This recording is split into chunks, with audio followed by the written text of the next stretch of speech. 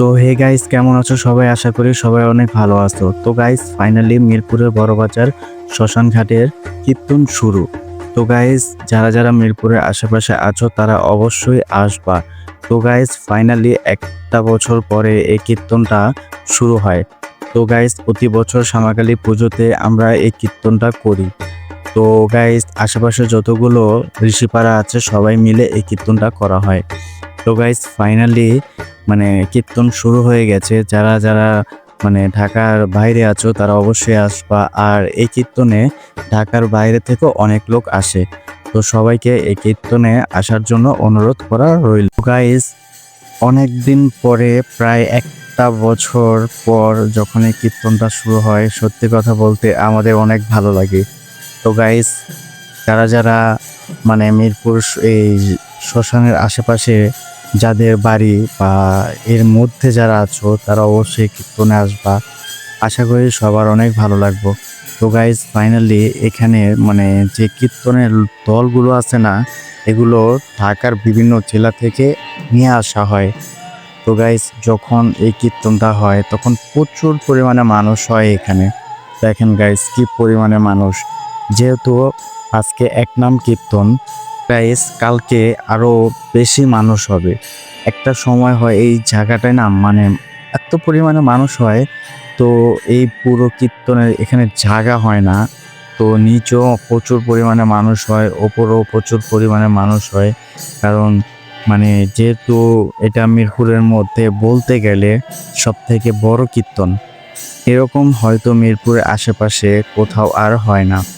তো guys, finally একটা কথা বলি, যারা আমার সনাতনী ভাইরা আছো, তো যদি মিরপুরের আশেপাশে যাদের বাড়ি বা যারা এই ভিডিওটা দেখেছো, তো তাদেরকে উদ্দেশ্য করে একটা কথা বলি যে এটা অবশ্য তোমরা মনে রেখো যে প্রত্যেক বছর শ্যামাকালী পুজোতেই এই কীর্তনটা হয়।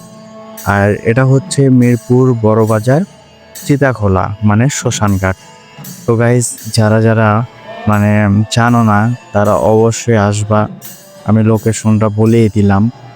তো গাইজ, সব থেকে বড় কথা এখানে এই কীর্তনটাতে আসলে এত ভালো লাগে। কারণ এই যে এক নাম কীর্তনটা যে হয়, তো এই এক নাম কীর্তনটা মনে করেন সব জায়গায় সবাই ইচ্ছে করলেও করতে পারে না।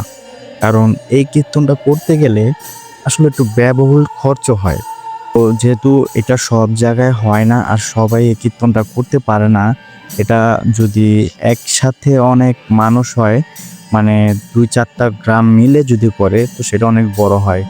তো গাইস, আমাদের যে এই মিরপুরের শ্মশান ঘাট, তার আশেপাশে যে কয়টা হিন্দু পাড়া আছে বা মহল্লা আছে, তারা সবাই মিলেই এই কীর্তনটার আয়োজন করা হয়। তো গাইস, এখানে এই কীর্তনটায় ঢাকার বাইরে থেকে মানে যত কীর্তনের ভালো ভালো দল আছে যারা কি কীর্তন করে তাদেরকে আনা হয়। তো গাইস, ফাইনালি একটা কথা কি, এখানে ওখানে বাজে টাকা পয়সা নষ্ট না করে যদি একটু ধর্মের কাজে থাকতে পারো, এটা অবশ্যই আমি আমার সনাতনী ভাইদেরকে বলতেছি, তো যদি করতে পারো সেটা ভালো। কারণ একটা সময় আসে মানুষ ধর্মে কাজ করতে ভালো লাগে।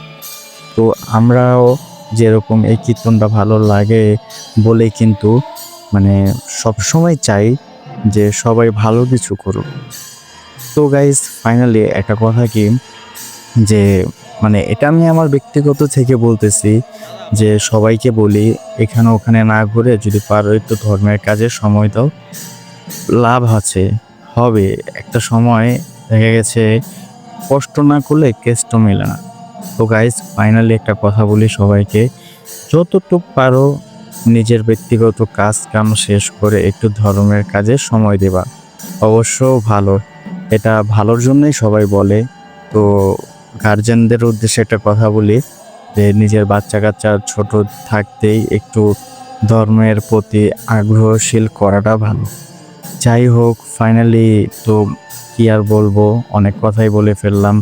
তো যারা যারা মিরপুর আশেপাশে আছো তারা অবশ্যই কীর্তনটাতে আসবা। সবাইকে আসার অনুরোধ রইল। আর যদি ভিডিওটা ভালো লাগে, চ্যানেলটা সাবস্ক্রাইব করে একটা লাইক করে দিবেন আর অবশ্যই পাশে থাকবেন। ধন্যবাদ, ভালো থাকবেন সবাই। Thank you so much.